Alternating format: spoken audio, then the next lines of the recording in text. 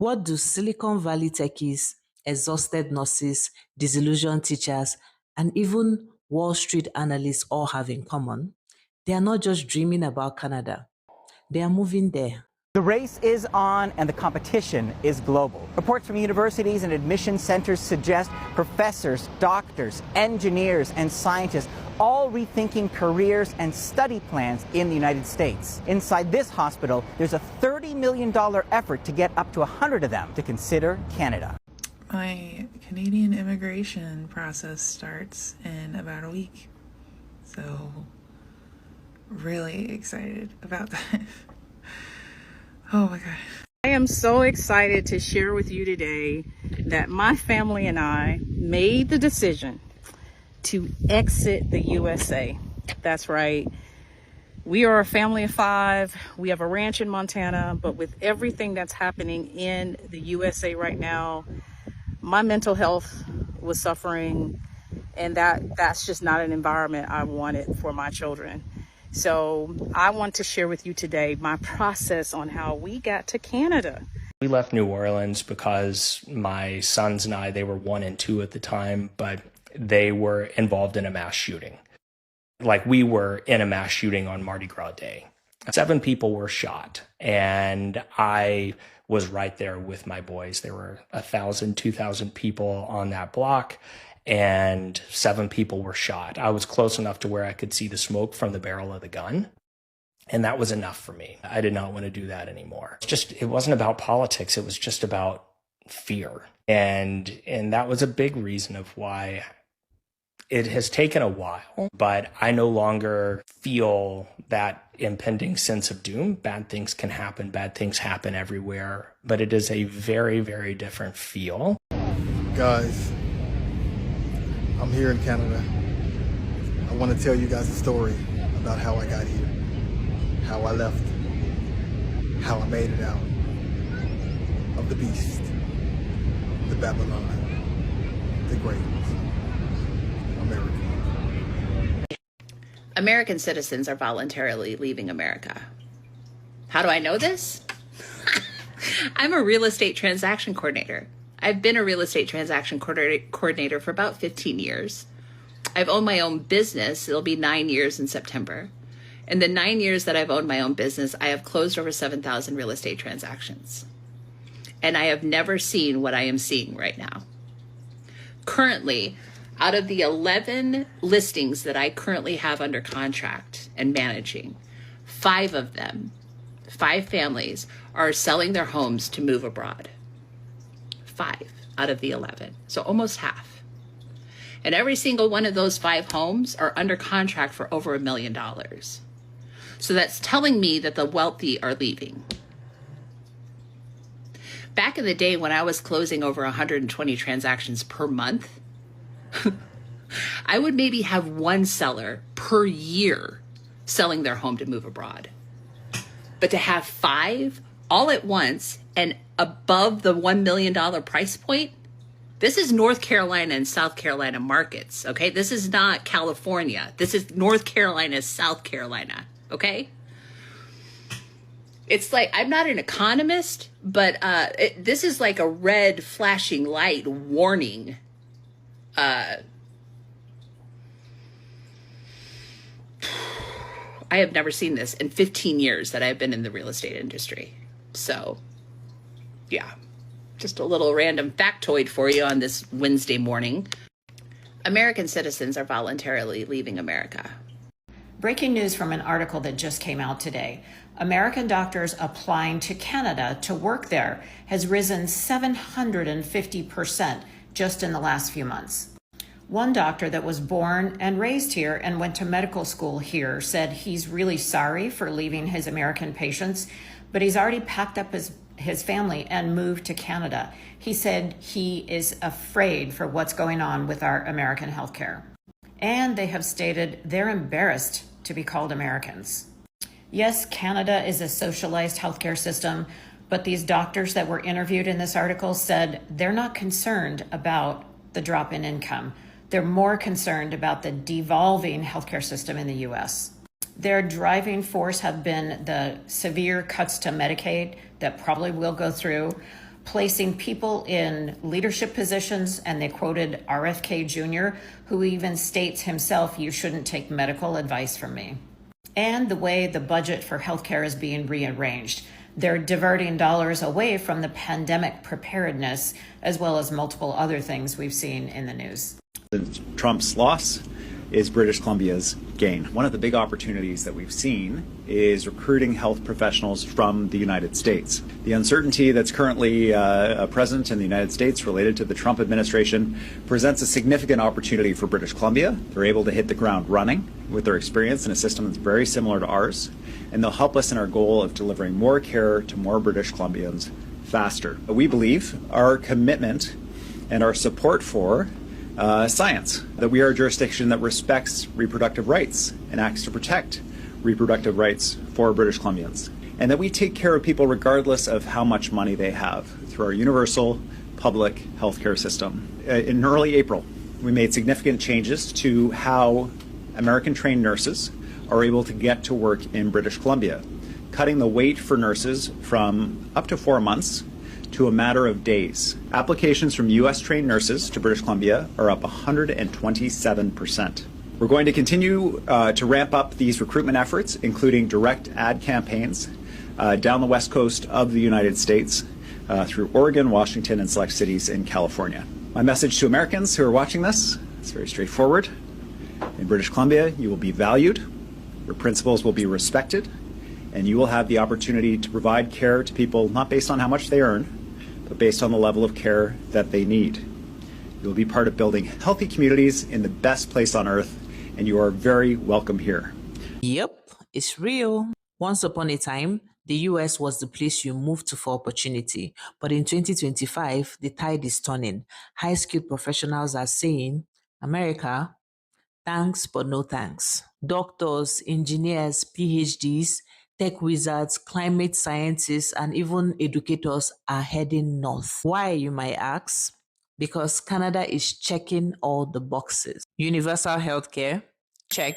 Affordable education, check. Safer communities, check. More work-life balance, check.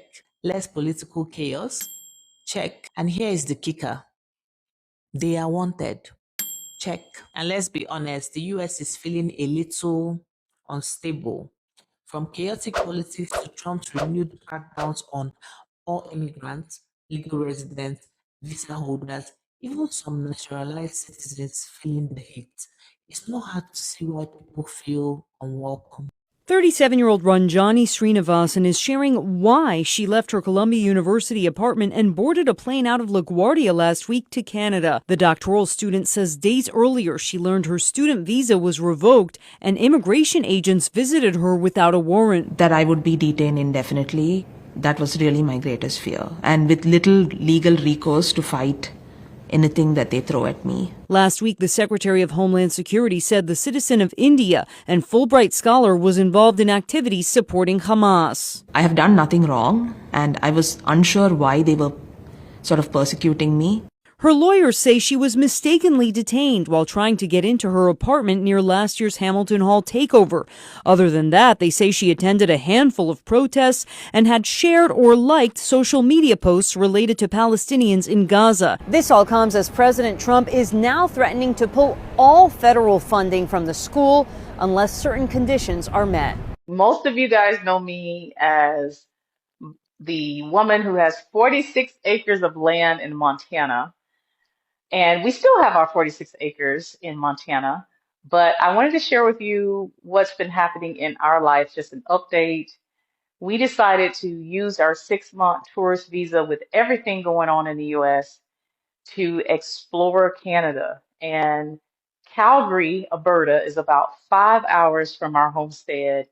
So I loaded up the car and found a short-term rental.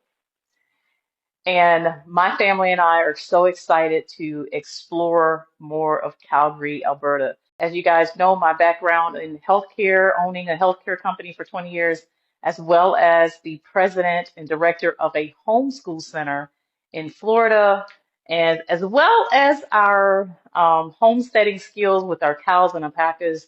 So there's a lot of different avenues that we could pursue if we wanted to pursue residency here in Alberta. But let me tell you guys something.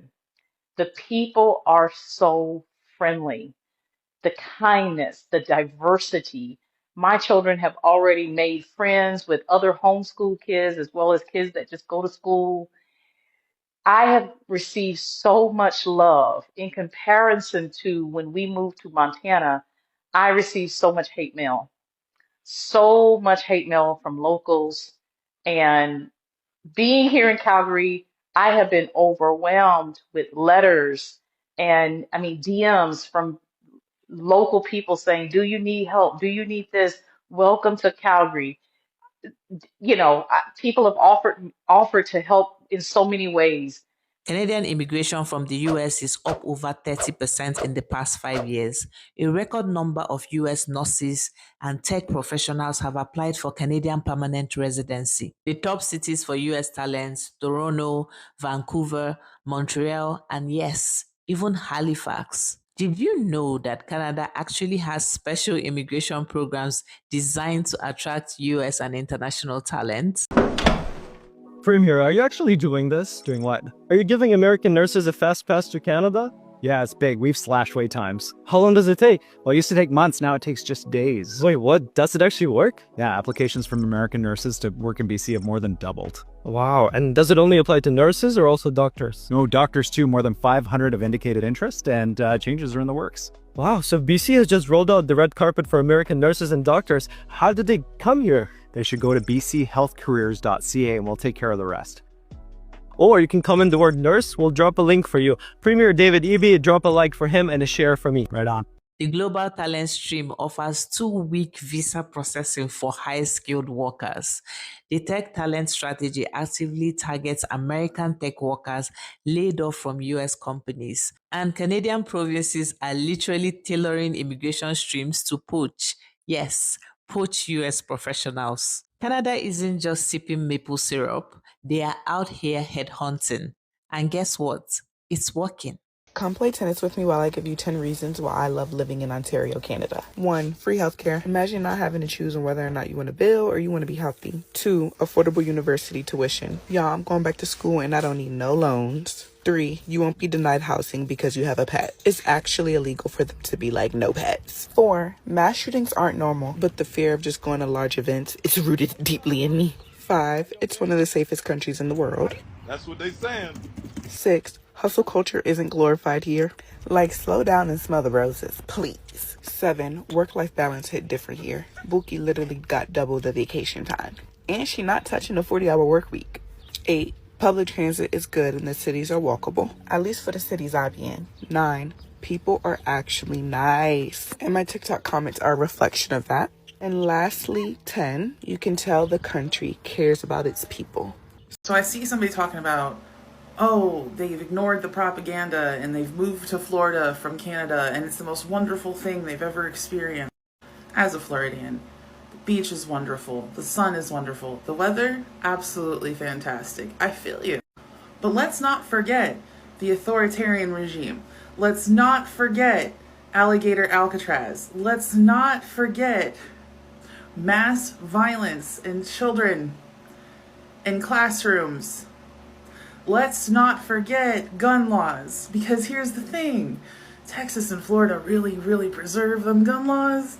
They're really serious about that. So when you deal with mass violence or gun violence, let me know if your opinion changes. Let me know. I fled that country because of the mass violence and authoritarianism. And for many, it's not just about economics. It's about safety. The rise in antisemitism, racism, and even open fascism is scaring people. They are looking at their kids, their communities, their future, and asking, is this still the America I believed in? This isn't just a trend, it's a wake-up call. The US is losing its thinkers, doers, and innovators to a country with fewer guns and more dental coverage. Imagine a future where the US trains its best minds, only for them to take their talents to Toronto. It's not just a brain drain, it's a brain migration. Canada isn't stealing US talent, it's attracting it. And the US, well, It's kind of pushing it away. So what do you think? If you had the chance, would you cross the border for a better life? Drop your thoughts in the comments, especially if you made the move yourself or about to. And don't forget to like, share, and subscribe for more global perspective content. So YouTube thinks you like this video over here. Thank you so much for watching. I'll see you in the next one, or maybe in Toronto. Au revoir.